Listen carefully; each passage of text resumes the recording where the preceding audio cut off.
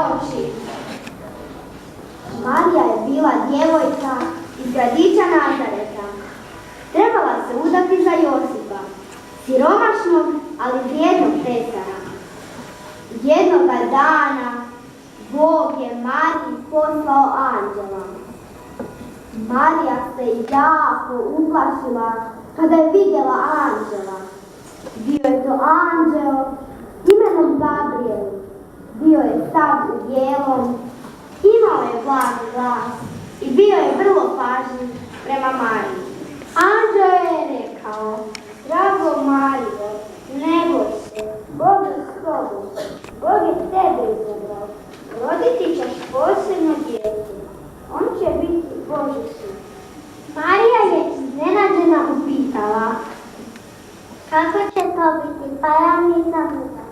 Anđeo je ohrabrio: Duh Sveti sići će na tebe, zato će to dijete i biti svijetlo, nazvat ćeš ga Isus. Marija je rekla anđelu: neka bude kako Bog želi.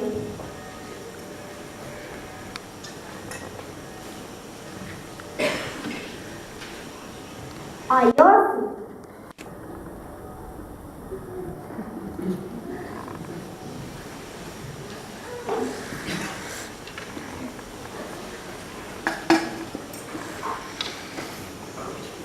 Josip je bio tesar i bio je jako dobar.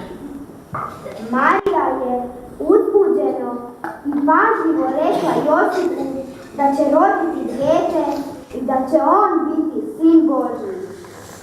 Josip se jako iznenadio. Tužan se čudio Marijinoj vijesti. Nije mogao povjerovati Marijinim riječima.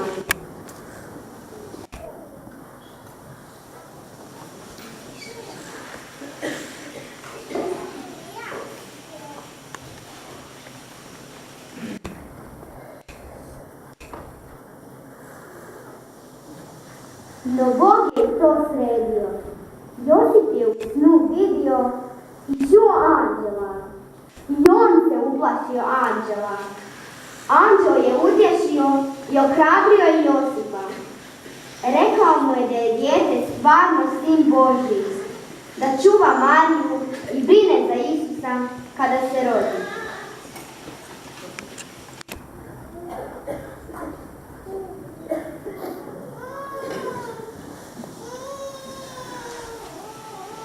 Josip i Marija krenuli su na put u grad Betlehem. Bio je to dalek i težak put, posebno za Mariju, koja je nosila Isusa u trbuhu.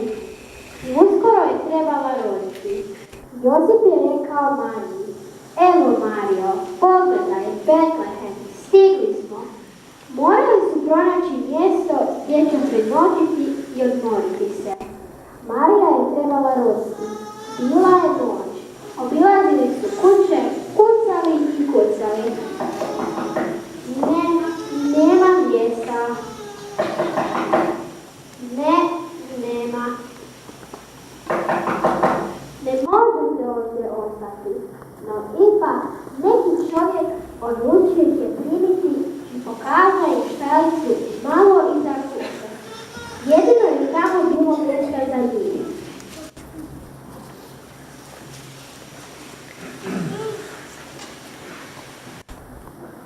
Tu je Marija morala roditi među životinjama na slami.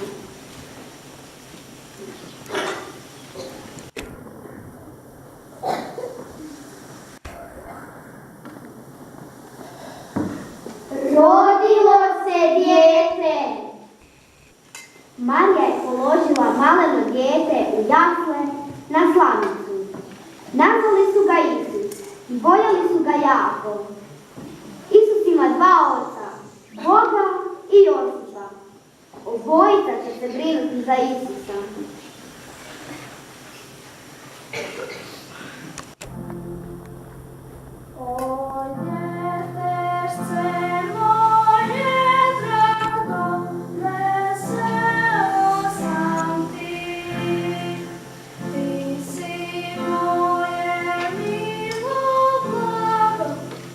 Slava, lovi ti.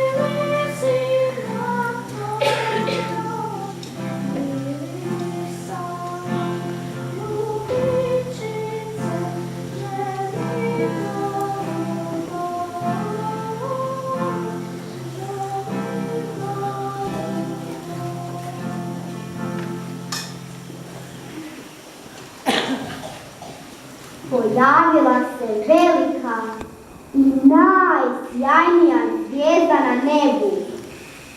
Anđeli su se javili pastirima.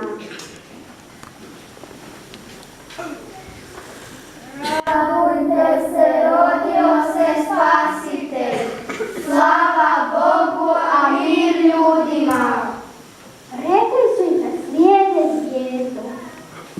Pojavili su se i 3 kralja.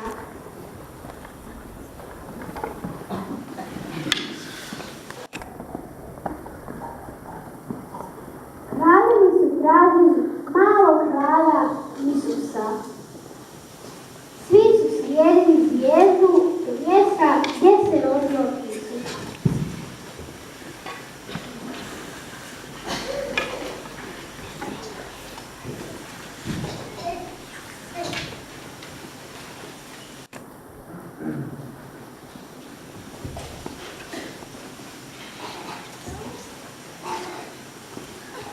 Kako su se samo obradovali kad su stigli do štalice.